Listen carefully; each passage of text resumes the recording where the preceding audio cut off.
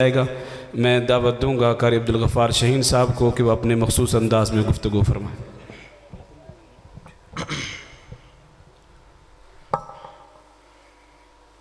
अस्सलामु अलैकुम व रहमतुल्लाहि व बरकातुहू।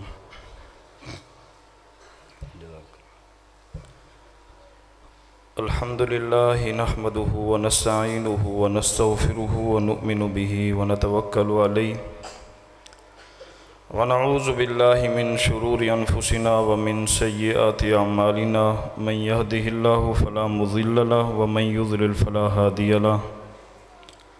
अम्मा बादु फ़इन्न खैरल कलामि कलामुल्लाह व खैरल हदी हदी मुहम्मदिन सल्लल्लाहु अलैहि वसल्लम।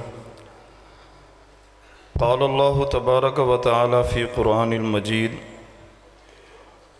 फ़लयहज़रिल्लज़ीना युख़ालिफ़ूना अन अम्रिही अन तुसीबहुम फ़ितनतुन औ युसीबहुम अज़ाबुन अलीम। दरियाए नील को न मिलती रवानी जो दजला से वापस प्याला न होता। दरियाए नील को न मिलती रवानी जो दजला से वापस प्याला न होता। जूती का अर्शों पे जाता न खटका जो ज़ीशान हबशे का काला न होता। जुल्मत न छटती सवेरा न होता। जुल्मत न छटती सवेरा न होता। सिद्दीकी अगर कमली वाला न होता। हर किस्म की तारीफ़ और तस्बीह के लायक अल्लाह वहदहु ला शरीक की ज़ात व बरक़ात है। अनगिनत लातादाद बेहद हिसाब दरूद व सलाम हो इमामुल अंबिया जनाब मुहम्मदुर रसूलुल्लाह सल्लल्लाहु अलैहि वसल्लम की ज़ात तय्यबा पर। मोहतरम भाइयों और काबिल एहतराम बुज़ुर्गों, चक नंबर 479 गाफबे की ज़िंदा दिल गयूर जमात के गयूर मर्द व ज़न आप माशाअल्लाह मुबारकबाद के मुस्तहिक हैं। अल्लाह ताला की तौफ़ीक और उसके फ़ज़ल से आपके इस मरकज़ से अल्हम्दुलिल्लाह हर साल 10-12 तुलबाए कराम हिफ्ज़ुल कुरान जैसी अज़ीम शान सादत से मुस्तफ़ीद होते हैं। इसी तरह तालबात का भी एक बेहतरीन सिलसिला है तर्जुमा तफसीर के हवाले से कि जो कुरान और सुन्नत की तालीमात को अल्हम्दुलिल्लाह अपने क़ुलूब व अज़हान में समाती हैं, तरबियती नशिस्तें हैं। अल्लाह आप अहबाब के इस मरकज़ को हमेशा के लिए कामयाब व कामरान फरमाएँ। बरादर मुकर्रम फ़ज़ीलतुल शेख प्रोफ़ेसर हाफ़िज़ मोहम्मद ताहिर महमूद साहब हाफ़िज़हुल्लाह, अल्लाह ताला इनकी खिदमात को अपनी बारगाह में कबूल फरमाएँ। इनके मुआविनीन को अल्लाह तबारक व तआला दिन दुगनी रात चुगनी तामीर व तरक्की नसीब फरमाएँ। स्टेज पर जलवा अफरोज़ हज़रत हफ़्ज़ साहब के वालिद मोहतरम खालिद महमूद अलीपुरी साहब हाफ़िज़हुल्लाह, इसी तरह मेरे चाचा मोहतरम हाजी मोहम्मद अबू बकर साहब हाफ़िज़हुल्लाह और दीगर रुफ़क़ाए जमात स्टेज पर माशाअल्लाह जलवा अफरोज़ है। मैंने इब्तदा में एक आयत करीमा तिलावत की है कि डर जाना चाहिए उस इंसान को जिसका शब व रोज़ अल्लाह की बगावत में गुज़रता है। कभी नबी की तालीम की बगावत में, कभी अल्लाह ताला की तालीम की बगावत में। तो आप ज़िम्नन सबसे पहले ये बात समझें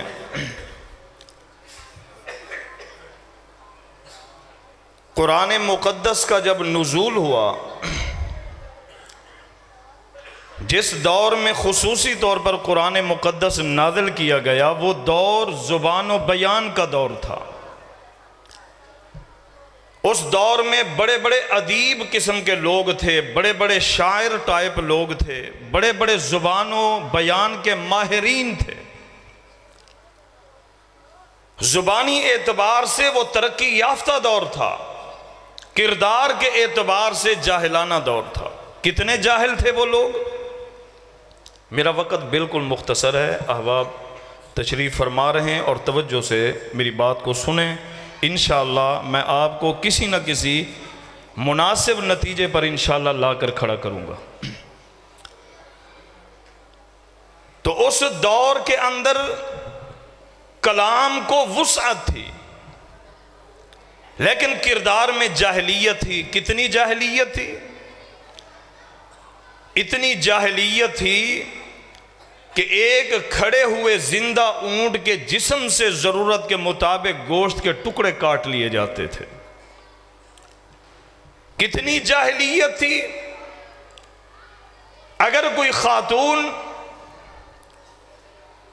अपने महीने के मखसूस अय्याम में मुब्तला होती, 6-7 दिन जब उसने नमाज रोज़ा नहीं करना होता था, तो उसको जानवरों के हाथे के अंदर दाखिल कर दिया जाता। उसके हाथ का पानी पीना, उसके हाथ की बनी हुई रोटी इस्तेमाल करना, ये सारी चीज़ें इंसान अपने ऊपर हराम समझते थे। लेकिन चूंकि कलाम को तक़वियत थी, तो अल्लाह तबारक व तआला ने फिर उनकी ज़ुबानों को बंद करने के लिए, लाजवाब करने के लिए अल्लाह ने आसमान से वो किताब नाजिल की जिसका सानी कोई नहीं था, जिसका मुकाबला कोई नहीं था कर सकता। इस कलाम में ताकत थी, इस कलाम में तहम्मुल मिजाजी थी, इस कलाम के अंदर रब ताला ने वो मलका रखा था जो दुनिया कायनात की किसी कलाम में नहीं था। हमारा किसी मजहब से, किसी फिरके से, जमात से हमारा कोई वल्लाह इख्तलाफ नहीं होता। हम सिर्फ एक बात के ऊपर लोगों से टकराव करते हैं, उलझ पड़ते हैं कि ये दीन जनाब मोहम्मद रसूलुल्लाह सल्लल्लाहु अलैहि वसल्लम पर नाजिल हुआ और इसकी नुज़ूल की 2 किस्में हैं। वही 2 किस्म की है, एक वही खफी है, एक वही जली है, एक वही मतलू है, एक वही गैर मतलू है। हम कहते हैं दीन बस यही है। बाकी कहीं कहीं किसी ना किसी मोड़ पर इज्तिहाद की जरूरत बनती है और यह क़यामत तक बनती रहेगी। कुरान में नबी सल्लल्लाहु अलैहि वसल्लम की हदीस में पूरा दीन है। बाज़ दफ़ा कम मुताला होने की हैसियत से या मुख्तसर इल्म होने की हैसियत से बाज़ मसाइल हमें कुरान और सुन्नत से हम नहीं ले सकते, फिर हमें इज्तिहाद की ज़रूरत होती है और ये इज्तिहादी ज़रूरत क़यामत तक कायम रहेगी। लेकिन ये इज्तिहाद वक़्त की ज़रूरत है और ये आर्जी है, मुस्तकिल ये दलील नहीं है। मुस्तकिल दलील वही मतलू और गैर मतलू है। वही मतलू कुरान करीम, गैर मतलू जनाब मोहम्मद रसूलुल्लाह सल्लल्लाहु अलैहि वसल्लम की हदीस है। बुनियाद दीन की ये 2 चीज़ें हैं बस। जामे तिर्मिज़ी से एक हदीस छोटी सी है, मैं बात को इंशाअल्लाह ख़त्म करने लगा हूँ। मस्जिद के अंदर, मस्जिद नबवी के अंदर हज़रत अबू मूसल अशअरी रज़ी अल्लाह तआला अन्हु, साथ उनके हज़रत सलमान बिन रबिया तशरीफ़ फरमा हैं।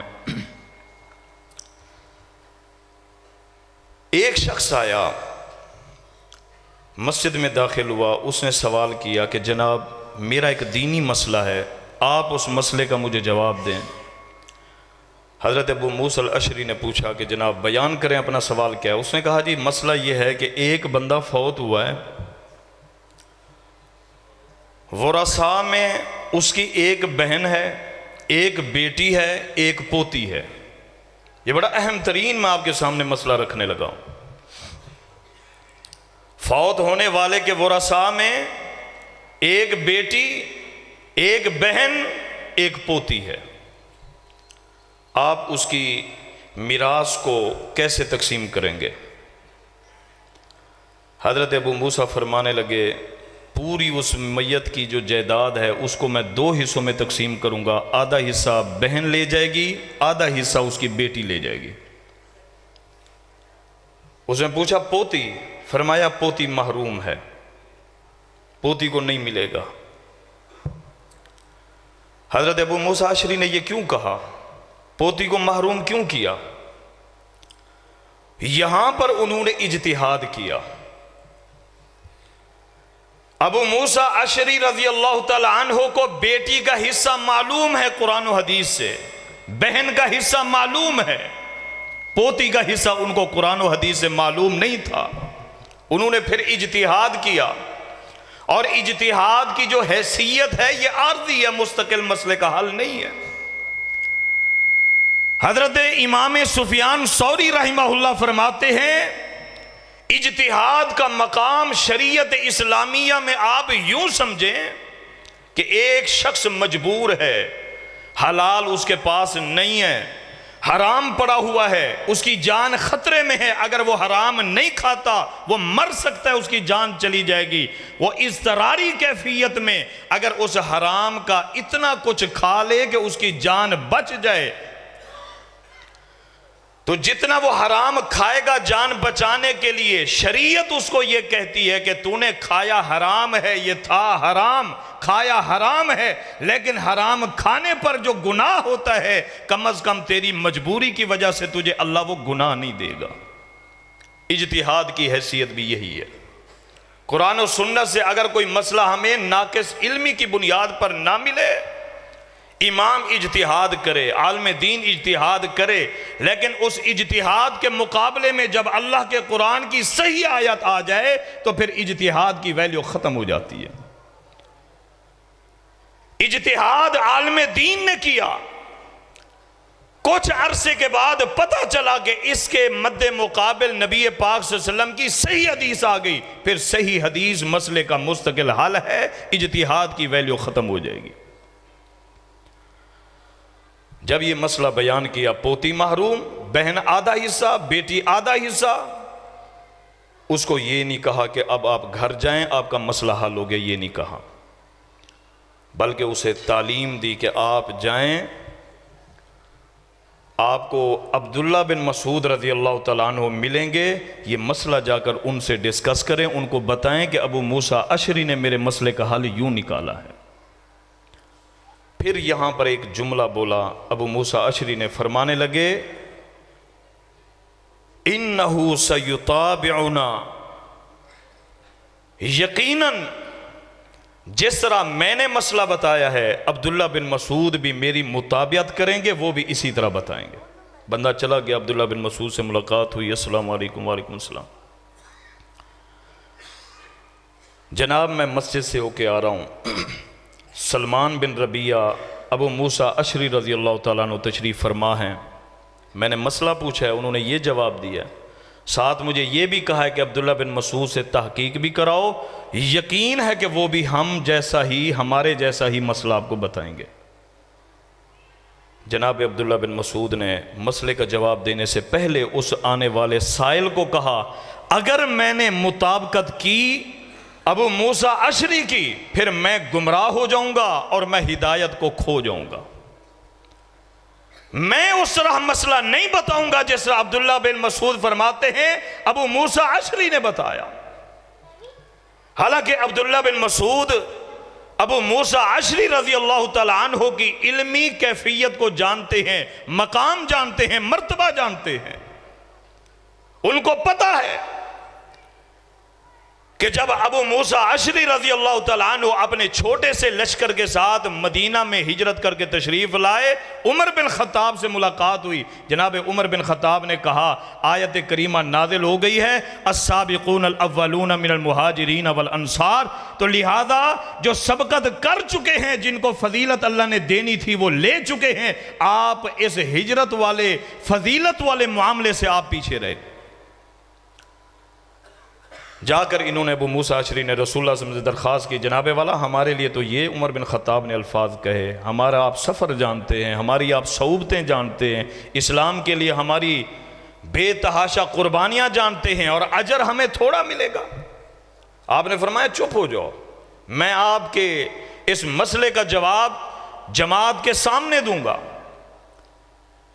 नमाज असर हुई, नमाज के बाद फारिग होकर रसूलुल्लाह सल्लल्लाहु अलैहि वसल्लम ने फरमाया, जो मक्का से डायरेक्ट मेरे साथ हिजरत करके या आगे पीछे मक्के में से मदीने में डायरेक्ट आए हैं उनको एक हिजरत का सवाब, और जो अबू मूसा रज़ी अल्लाह तआला अन्हु के साथ हिजरत करके आया है उसको अल्लाह ने 2 हिजरतों का सवाब दिया। ये फजीलत अब्दुल्ला बिन मसूद जानते थे। नबी पाक सल्लल्लाहु अलैहि वसल्लम ने फरमाया, साबका नबियों में एक नबी ऐसे गुजरे हैं जिनको अल्लाह ने हर किस्म के मज़ामीर अता किए। मज़ामीर तरन्नुम, सुर, खूबसूरती आवाज में अल्लाह ने उस नबी को अता की है। वो बड़े मुनज़्ज़म अंदाज में कलामुल्लाह की तिलावत करते हैं। मेरी मुराद जनाब दाऊद है। नबी पाक सल्लल्लाहु अलैहि वसल्लम ने फरमाया, अल्लाह ताला ने बिल्कुल उसी तरह जनाब दाऊद के जैसी तरन्नुम और मज़ामीर अल्लाह ने मेरे एक सहाबी को भी दी है। लोगों ने पूछा वो कौन है? फरमाया वो अबू मूसा अशरी है रज़ी अल्लाह तआला अन्हु। ये फजीलत भी अब्दुल्ला बिन मसूद जानते, लेकिन फरमाया कि यहां पर अबू मूसा अशरी से गलती हुई है।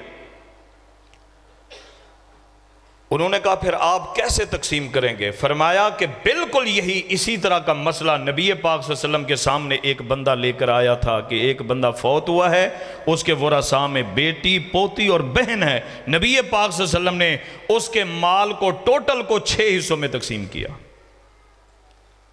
3 हिस्से बेटी को दिए, 2 हिस्से बहन को दिए, 1 हिस्सा रसूलुल्लाह सल्लल्लाहु अलैहि वसल्लम ने पोती को दिया। लिहाजा पोती इस पोजीशन में महरूम नहीं होगी।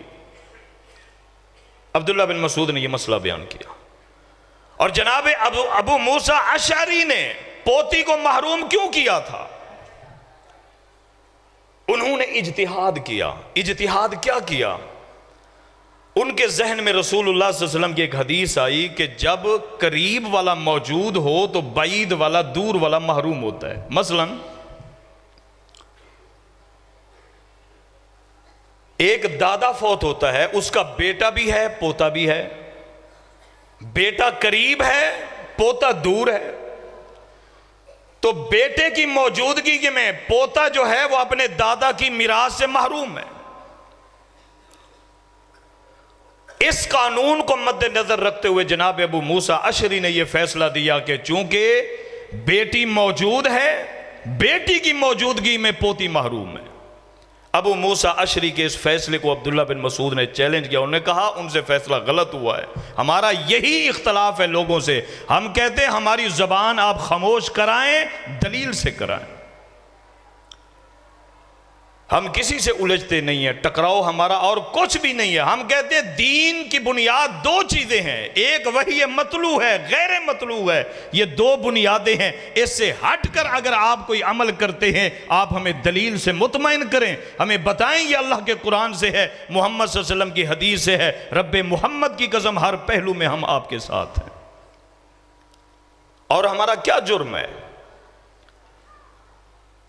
हम जो इतनी कुर्बानियां देते हैं, शबो रोज हमारे मुफ्ती लेवल के उलमा ज़िबा हो रहे हैं, शेखुल हदीस लेवल के उलमा जो हमारे ज़िबा हो रहे हैं। हम क्या लोगों से इत्तेहाद नहीं कर सकते? हम नहीं मल मार सकते? लोगों को नहीं कह सकते कि आप ठीक हैं, आप भी ठीक हैं, हम भी आपके साथ हैं? हम क्यों उलझते हैं? इस रुए जमीन पर अल्लाह की मखलूक हजरत इंसान में सबसे अजीम तरीन जमात वो जमात है जिसने वही मतलू और वही गैर मतलू के ऊपर अपना एतकाद रखा, और इससे हटकर उनका जिंदगी का एक पहलू भी हमें नहीं मिलता। ये भी थोड़े दिनों के अंदर हमारा एक पड़ोसी मुल्क है नमक हराम, सल्फी हजरात, सल्फी लोगों के जय्यद उलमा तकरीबन एक मुहतात अंदाजे के मुताबिक 100 से जायद उलमा को ज़िबह कर दिया गया। सल्फी लोगों को क्या जुर्म है? हम इज्तिहाद के साथ, कियास के साथ, राय के साथ इत्तेफाक अक्सर नहीं करते। लोगों के दीनी जज्बात होते हैं, जनाब ये शब बरात है, ये शब कदर है, ये फ़लाँ है, ये फ़लाँ है, आप ये नहीं मनाते, आप वो नहीं मनाते हो। भाई हमें मनाना है, दलील से मनाओ।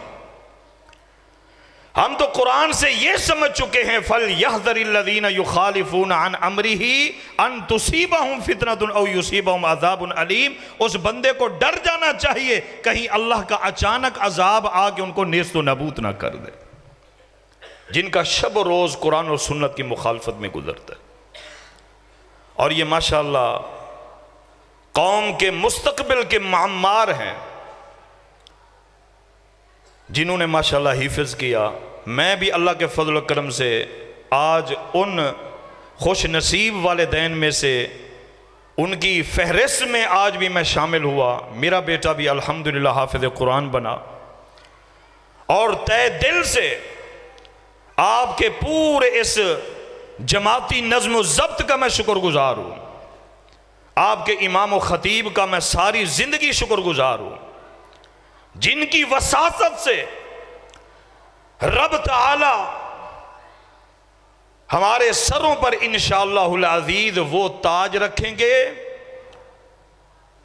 जिसकी कदर व मंजिलत आप इस हदीस से अंदाज़ा लगा सकते हैं। रसूलुल्लाह सल्लल्लाहु अलैहि वसल्लम ने फरमाया, उस ताज में जड़े हुए जो नगीने हैं, मोती हैं, जवाहरात हैं, जो उस एक नगीने की कीमत जो है वो दुनिया व मा फीहा से ज्यादा है। और ये मैंने जानबूझकर दिल के एक मुनज़्ज़म इरादे से इस फील्ड में अपने बच्चे को लगाया है। लाजिम नहीं कि मैं आलिम दीन हूँ या मैं मौलवी हूँ या मैं मस्जिद का इमाम हूँ तो हमारी मजबूरी है हम इसी शोबे में ही लगाते हो। भाई हम प्रोफेसर भी बना सकते हैं, हम डॉक्टर भी बना सकते हैं, सारा कुछ बना सकते हैं।